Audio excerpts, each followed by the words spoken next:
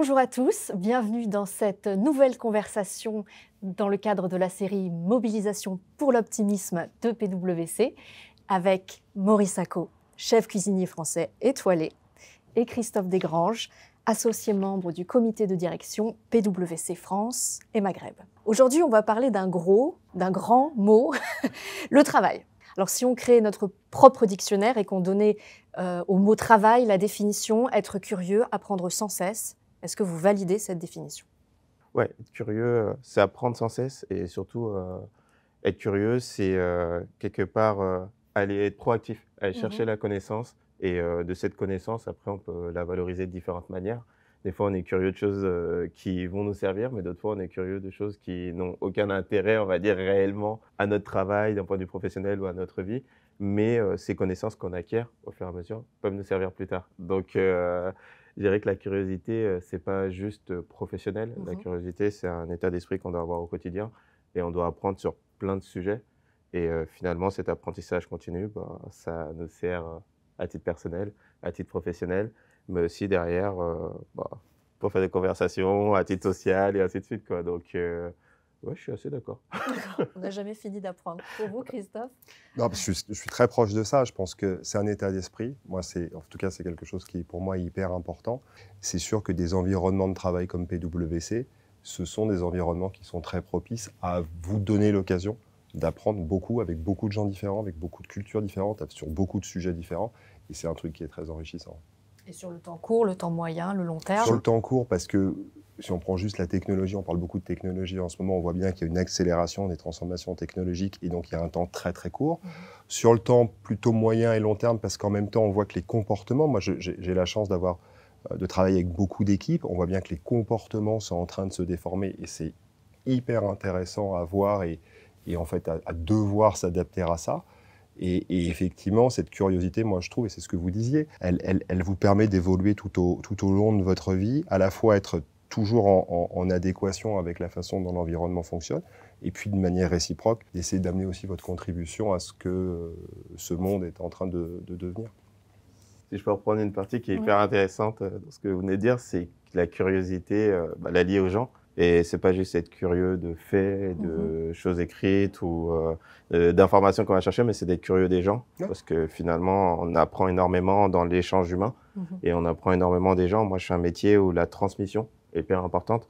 Et donc, j'apprends en étant curieux, bah, peu importe du rang, du niveau de la personne, mais en connaissant une personne qui a des origines, qui a une culture différente de la mienne, bah, finalement, je vais apprendre de nouvelles recettes, je vais apprendre de nouveaux plats. Être curieux des gens, c'est souvent une porte d'entrée vers plein d'autres petits univers.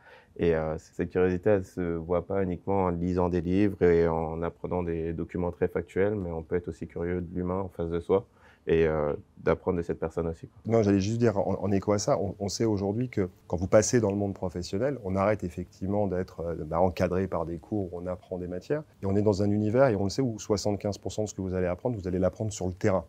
Alors on l'apprend dans une cuisine, et Maury, il va apprendre à sa brigade comment il faut travailler un certain nombre de trucs. Nous, c'est la même chose, on apprend à nos équipes tous les jours sur le terrain de comment on travaille avec nos clients, avec cette chance qu'on a effectivement, et c'est les similarités de nos métiers, c'est on travaille à la fois avec nos équipes et avec nos clients, et en fait on s'enrichit tous de cet échange, de ces échanges qui se passent tout le temps. Et moi c'est pour ça que j'ai toujours fait un métier avec des clients, ça fait partie de l'équation, je trouve que c'est hyper important. Donc il y a la question de la proactivité et du plaisir, quoi. Ce que disait Maury, c'est la proactivité. Ce que vous disiez, Maury, tout à fait. Et est-ce que dans les profils que vous recrutez, justement, vous cherchez aussi cette diversité, à apprendre de personnalités différentes, avec des profils atypiques? En fait, il y a un travail à la base. En fait, au départ, il y a une énergie. C'est-à-dire que si vous voulez effectivement apprendre des nouvelles choses, il faut que vous mettiez la chose en mouvement. Donc c'est où parce que vous fournissez une énergie, parce qu'il y a un travail. Une des façons de le faire de manière un peu indirecte, c'est d'aller chercher des profils qui sont différents et qui en fait vont attirer, si vous voulez, leur organisation vers des choses différentes. Et donc nous, on essaye de le faire. Moi, à ma modeste échelle, j'essaye de le faire. Et nous, on voit bien aujourd'hui chez les jeunes, c'est vraiment une des choses qui les attire, de dire « Ok, je vais être confronté à d'autres influences et je vais me nourrir de ces influences-là ». Un recrutement, ça répond à un besoin. Donc, je ne vais pas rechercher les mêmes qualités ni les mêmes compétences, qu'elles soient humaines ou techniques, selon le poste auquel j'ai recruté. Donc, se dire qu'on va recruter un seul type de personne qui va être créative ou ainsi de suite, c'est pas forcément l'idéal en fait. Et dans une cuisine, on a un système hiérarchique et on a des rangs, et pour que ça fonctionne, on a besoin que tout le monde soit bien à son poste et comprenne bien en quoi constitue son poste. Et donc, selon que ce soit un commis qui va être, on va dire, le grade un peu plus bas où on débute, donc le plus junior dans la cuisine, ou un sous-chef qui va être littéralement mon bras droit dans la cuisine, je vais pas avoir besoin des mêmes compétences ni des mêmes qualités. Et donc, je suis obligé d'adapter mon recrutement par rapport à mon besoin. Donc, la première chose que je dirais que j'aurais à faire dans mon recrutement, c'est d'être moi-même en connaissance de ce dont j'ai besoin, et ensuite aller chercher par rapport à mes besoins des profils et des compétences qui leur sont propres. Alors, la curiosité, c'est aussi susciter l'envie de vous écouter, de vous suivre, de faire savoir votre savoir-faire quelque part. Comment vous communiquez de ce point de vue-là? Le faire savoir, ça c'est... Pour moi, c'est un gros challenge. Je dirais que c'est, je sais pas si en une carrière, on peut vraiment dire à la fin, le savoir-faire, on peut l'avoir, mais le faire savoir et la transmission. Et moi, je suis encore en apprentissage, je dirais, sur cette partie-là, parce que je suis un jeune chef d'entreprise et un jeune manager, un jeune chef de cuisine. Et donc, transmettre, faut trouver ses propres méthodes, ses propres techniques. Et moi, je dirais que susciter l'envie, c'est déjà la première chose.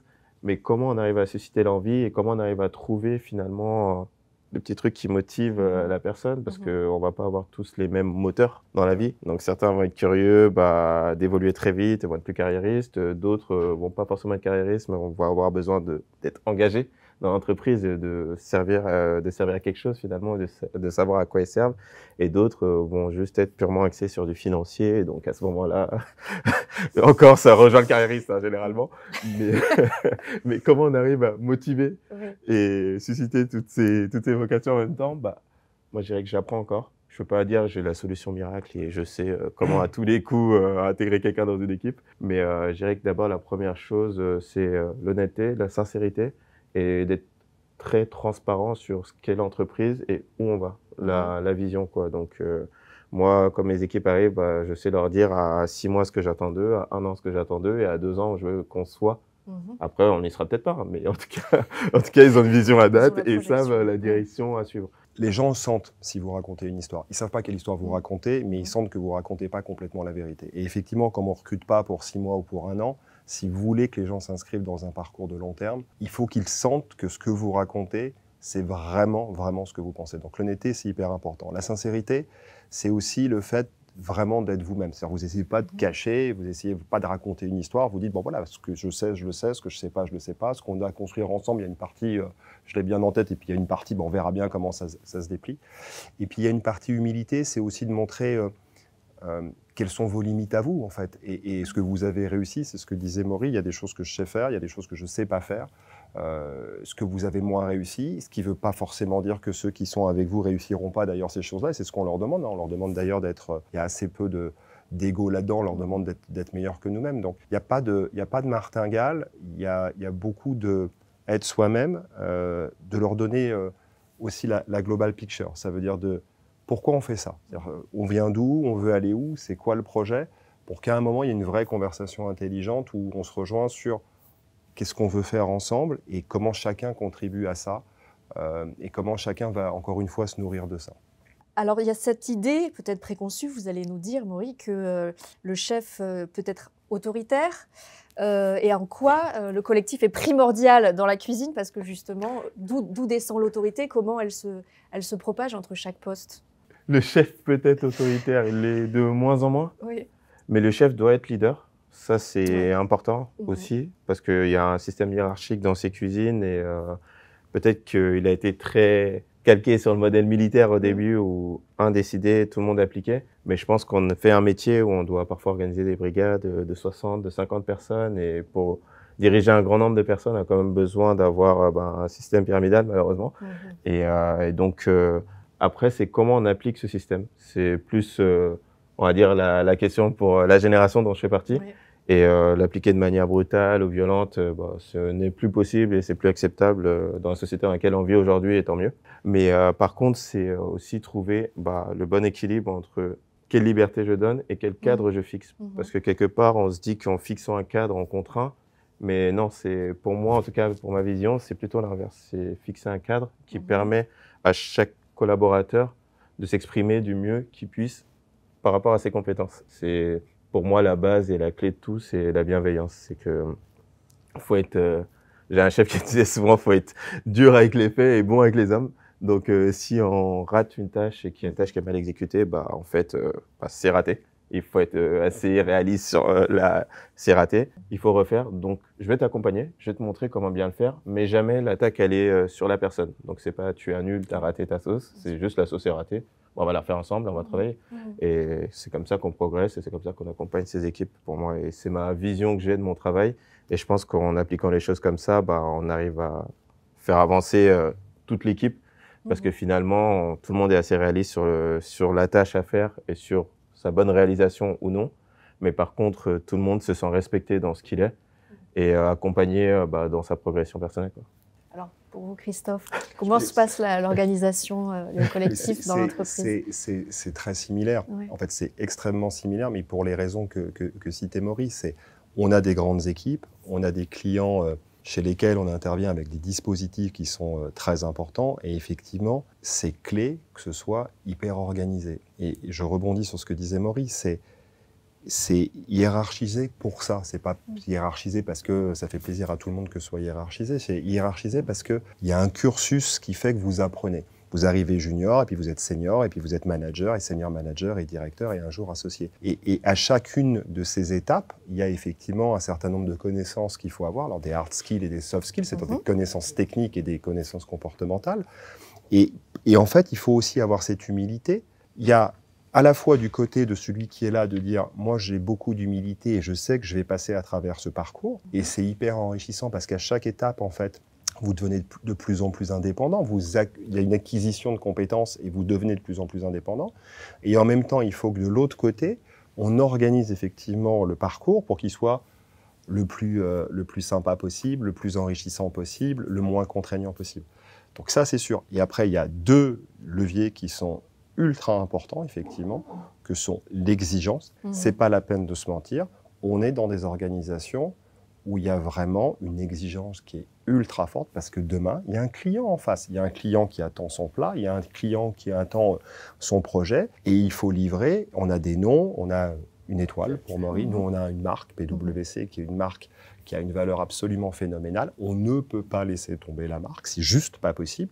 Et donc, on doit livrer un niveau de qualité qui est absolument irréprochable. Et donc, il y a une exigence qui est très forte. Et il ne faut pas se mentir là-dessus. Mais en même temps, il faut être très bienveillant. Et donc, expliquer que si on fait les choses comme elles doivent être faites, évidemment qu'on va livrer à ce niveau-là. Mais il faut les faire comme elles doivent être faites. Et effectivement, tout le monde participe de apprendre et faire apprendre aux gens les tâches qu'ils ne sont pas capables aujourd'hui d'appréhender, les connaissances qu'ils n'ont pas aujourd'hui. Donc, on a aussi organisé ça comme ça. Et ce n'est pas les deux seuls, hein. Je pense qu'il y a beaucoup d'organisations qui sont organisées comme ça. Comment vous aidez vos troupes à s'élever? C'est-à-dire que je crois dans une précédente interview, vous avez dit « ma fierté aussi, ma réussite, c'est que quand je ne suis pas là, cette émulation, elle existe chez les personnes qui travaillent avec moi ».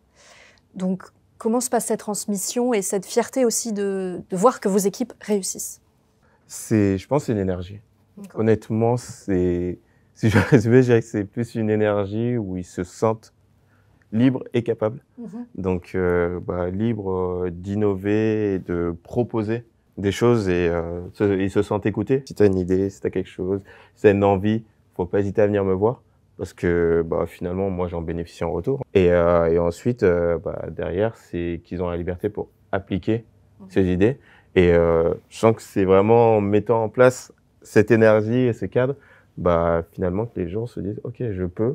Donc j'y vais et c'est souvent il y a un peu des leaders dans l'équipe et quand on sent que dans l'équipe il y a 2-3 personnes qui tentent, qui essayent, qui font des nouvelles choses, qui font des essais en cuisine par exemple ou qui vont faire un peu plus que ce que le chef demande, les autres ils se conforment et ça crée vraiment un esprit de groupe et c'est très dur à mettre en place. Il faut trouver les bonnes personnes aussi. Mais une fois que c'est en place, c'est assez génial parce que tout avance tout seul et à titre personnel, c'est beaucoup plus simple, quoi. Donc. Et pour vous aussi, Christophe, le collectif, c'est aussi les choses qui montent, qui descendent. La transmission, c'est ce que disait Maury. Il y a deux volets. D'abord, il y a un volet qui est effectivement pour l'entreprise. vous avez intérêt à ce qu'elle se passe. C'est ce qu'on se disait, c'est avoir les meilleurs, leur donner la possibilité de s'exprimer au maximum de leur capacité, c'est votre intérêt.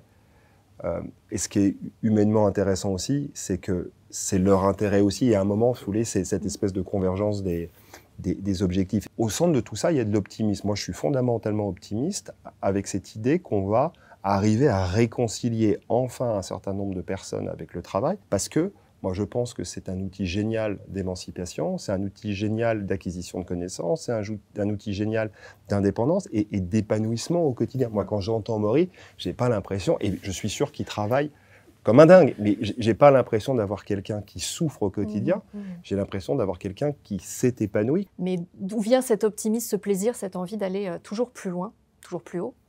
Alors, l'optimisme. Ça, c'est quelque chose qui vous parle, Maurice. Totalement. Ouais, c'est un mode de vie pour moi. Je crois toujours qu'on peut faire mieux et je crois toujours que ça ira mieux. Et que parfois non, hein, mais déjà, rien que le fait d'y croire et de se dire qu'on a envie d'y croire, je pense que la journée est meilleure et moi, je vais sourire toute la journée, donc ça va. Mais comment réellement, finalement, cet optimisme, il prend vie dans le travail au quotidien. Je dirais que c'est un choix, c'est se dire que ça va fonctionner. C'est finalement un moteur fantastique, l'optimisme, pour l'audace, parce que je pense qu'il y a peu d'audacieux pessimistes. Donc pour tenter des choses et pour essayer des choses, il faut y croire. Donc ça fait des déceptions, mais moi ça me permet d'innover au quotidien dans ma cuisine et d'innover au quotidien dans ce que je propose avec mes équipes. Et je pense que si j'étais pas optimiste, il y a les 3/4 des idées qu'on n'aurait jamais fait dès le début, ne serait-ce que sur la prétention même du restaurant, c'est se dire France, Afrique, Japon, okay. Ça tient, on y va. Et c'est vraiment né comme ça, et c'est vraiment l'optimisme pur que ne serait-ce que ce restaurant. Et derrière, du travail à côté, de l'engagement, et vraiment faire en sorte que de cette bonne idée naisse quelque chose de réel et de factuel, parce que sinon c'est juste un rêve, et c'est bien un rêve, mais au bout d'un moment il faut qu'il existe dans la réalité. Et donc moi c'est comme ça qu'il prend vie, quoi. C'est se dire que cet optimisme il me permet de croire en toutes mes idées et derrière mettre du travail en face. Des fois ça fonctionne, des fois ça fonctionne pas, mais en tout cas on a l'énergie pour le faire. Christophe, êtes-vous un audacieux optimiste? Non, mais je reprends je pense que ce que vous disiez, il n'y a pas beaucoup d'audacieux pessimistes. Ça, je crois fondamentalement qu'il n'y en a pas. Il y a un côté autoprophétique. Il faut y croire. Il y a personne ayant accompli de grandes choses, effectivement, qui à un moment s'est pas dit non mais moi je vais le faire. Alors avec moi ça va marcher. Donc il y a ce côté-là autoprophétique. Je pense que ça marche. Donc cette dose d'optimisme, elle est nécessaire. Et après, pour être très sincère, c'est facile d'être optimiste. Moi, je vois dans mon métier au quotidien, j'ai quand même des équipes qui sont d'un niveau absolument phénoménal. J'ai une organisation qui nous donne des moyens extrêmement importants pour réaliser des grandes choses. J'ai des clients géniaux avec lesquels on peut partager des projets ultra stratégiques. Donc, fondamentalement, même si je voulais être pessimiste, je n'ai pas beaucoup de raisons d'être pessimiste. Et tout ça ensemble fait que, avec un peu d'énergie, un peu de travail, voire un peu d'énergie et beaucoup de travail, vous arrivez à catalyser le truc et à faire quelque chose de stupéfiant. Et moi, c'est vraiment ça qui me motive et qui me fait me lever le matin, de dire, OK, je sais encore que la journée qui va arriver, on va être capable de faire des choses qu'on n'a pas faites, on est capable de faire des choses que je ne connaissais pas et je vais apprendre encore des choses. Et on revient sur la curiosité du début de cette conversation. Moi, c'est vraiment un des moteurs. Donc, curiosité, optimisme, énergie, travail, c'est tout ce qu'on mélange tous les jours. Et je pense qu'effectivement, pour filer la métaphore de la cuisine, c'est un peu les ingrédients d'une bonne recette. Et donc, il se transmet cet optimisme. Ce que vous dégagez, est-ce que vous... il se transmet. Il se transmet très bien. Alors, parfois, il s'impose. Parfois, il s'impose. Hein. C'est pas juste quelque chose qui rayonne comme ça. Ça peut se faire comme ça. On peut contaminer les gens autour de nous et les rendre optimistes. Mais des fois, il y en a d'autres qui sont un peu plus résistants à cette énergie. Et donc, il faut convaincre et il faut aussi pousser les gens à dire « Non, mais ça va le faire, on y va ». Alors, quand ça marche pas, cette personne est renforcée dans son idée. Mais quand ça fonctionne, on peut retourner des gens comme ça. Et cette énergie, il faut l'avoir. On peut pousser les gens à y croire et les tirer avec soi. Donc, ça peut être fatigant pour la personne qui tire, mais je trouve que l'optimisme, parfois, il s'impose parce que faut avoir envie d'y croire pour y croire. Et si on a décidé qu'on n'y croit pas, on n'y croit pas. Et donc, il faut être convaincu, quoi. Donc, quelque part, c'est pas juste une contamination en étant, en rayonnant, en disant je suis optimiste. Donc les gens autour de soi vont dire ok. Des fois, on passe un peu pour un fou. On dit, pourquoi il veut faire ça? Quel est son intérêt à aller là-dedans? Ça paraît mal embarqué. Et des fois, en fait, faut juste dire non. Viens, on y va. Et puis tirer les personnes avec soi et les amener sur du mieux, sur du plus. Et je pense que c'est la meilleure manière parfois de faire. Après, des fois, on adapte. Je peux pas dire que cet optimisme est à 100% à chaque fois efficace. Mais en tout cas, moi, je suis à 100% du temps optimiste et c'est tout ce qui compte à la fin. Mais ça peut pas rester incantatoire. C'est-à-dire qu'effectivement, il y a je veux l'être, optimiste, et après, c'est cette énergie que vous mettez effectivement pour aller tirer les gens, les emmener avec vous. Ça marche pas. Ce qu'on se disait tout à l'heure, ça marche pas, ça fait partie du processus. Et à partir du moment où on a été transparent avec les gens et on a dit je maîtrise pas tout, ça peut marcher comme ça peut ne pas marcher. Et si ça marche pas, c'est pas bien grave. En fait, on va corriger les 2-3 choses qu'il faut corriger et puis la prochaine fois ça marchera ou la fois suivante. C'est pas très grave, c'est un état d'esprit. Il faut l'avoir parce qu'effectivement vous arriverez jamais à faire de grandes choses si vous l'avez pas. Et moi, je dirais même qu'on peut ajouter la résilience. Ouais. Parce que finalement, l'apprentissage par l'échec, c'est pour moi une des manières d'apprendre les plus efficaces. Mais après un échec, il faut avoir cette énergie pour et retourner, se dire ok, ça n'a pas fonctionné, je prends note, j'arrive à analyser pourquoi ça n'a pas fonctionné. Et quelque part, c'est un apprentissage parce que cette direction, je n'irai plus, donc c'est une porte que je ferme. Je sais ce qu'il y a derrière cette porte, donc je sais pourquoi je la ferme. Et ensuite, ça me permet de travailler plus facilement sur différentes options parce que moi, je vais pas travailler sur une seule option. Souvent, on n'a pas une solution et je pense que ça, c'est votre quotidien. Et donc, l'idée, c'est de se dire, il y a différents scénarios. On doit faire un choix entre ces scénarios. Il y a différentes manières d'exécuter une tâche. Il faut choisir une manière. Et des fois, entre le 1, 2, 3, peut-être que la bonne solution, c'est la 3, mais je vais devoir commencer par le 1, faire le 2, puis tomber sur le 3 en connaissance de cause et en sachant que 1 et 2 ne fonctionnent pas. Et ça demande beaucoup de résilience, finalement, d'être optimiste. Alors, une dernière question, toujours par rapport à l'optimisme. C'est quoi être optimiste pour vous? C'est-à-dire comment vous l'incarnez? C'est cette idée que, à la fin, on va faire des choses qui vont dans le bon sens. Il y aura toujours une porte, et même si c'est la 10e, la 11e ou la 12e, qui finira par s'ouvrir avec cette fois-ci ce que vous aviez pensé qui a fonctionné. J'ai cette certitude qu'à la fin, ça va marcher. On va arriver à faire quelque chose ensemble. On va arriver à délivrer de la valeur. On va arriver à créer notre projet. C'est cette certitude, c'est ça l'optimisme. C'est cette espèce de certitude chevillée au corps. Et je pense qu'effectivement, ça se propage. Je pense que c'est contagieux. Je pense que les gens qui sont autour de vous le sentent. Et quelque part, ça leur donne une forme de confiance aussi pour dire, OK, je vais le suivre. Je vais le suivre parce que même s'il n'a pas l'air complètement sûr de là où il va, j'ai quand même le sentiment qu'il finira par arriver à bon port. Et je pense que ça, c'est quelque chose qui est important. Vous avez déjà parlé du sujet énormément, donc vous pouvez rajouter quelque chose ou... Il a parlé d'un mot qui, moi, je pense définir réellement cet optimisme, c'est la confiance. C'est de la confiance en soi, mais c'est faire confiance aussi à l'autre. Et confiance aussi à tout ce qu'on ne maîtrise pas, c'est-à-dire tout ce qu'il y a autour de nous. Et l'optimisme, c'est ça, en fait, c'est juste de la confiance et se dire, ça va le faire, quoi. Juste peut-être cette idée de confiance, c'est un mot qui a été très galvaudé. Je pense qu'on voit dans des organisations, dans des pays, quand la confiance est là et quand elle n'est pas là. Et on voit bien tous les effets très négatifs qui arrivent très très vite, en fait. Donc cette confiance, elle est fondamentale, elle est au cœur de tout ce qu'on fait, à titre privé, à titre personnel, à titre familial, à titre professionnel. Et c'est vraiment quelque chose qu'il faut préserver, parce qu'une fois que vous avez touché à cette chose-là, vous avez bougé une pierre angulaire qui est quand même un peu compliquée à remplacer. Donc la confiance, c'est hyper important. On en est tous collectivement responsables, donc il faut faire très attention. Et nous, moi, en tout cas, moi, je sens chez PwC qu'on a une responsabilité, nous, en tant qu'entreprise, vis-à-vis de cette confiance. On a un certain nombre de nos activités qui sont des activités régulées, donc on apporte de la confiance dans le système. Mais même sur nos activités non régulées, donc plus les activités de conseil au sens large, moi, je me sens hyper redevable de notre marque et donc du fait de toujours délivrer en donnant autant de confiance que possible à toutes les parties prenantes. Merci Maurice Sacco, merci Christophe Desgranges. Merci à tous de nous avoir suivis. On espère que cet optimisme a traversé l'écran. Merci.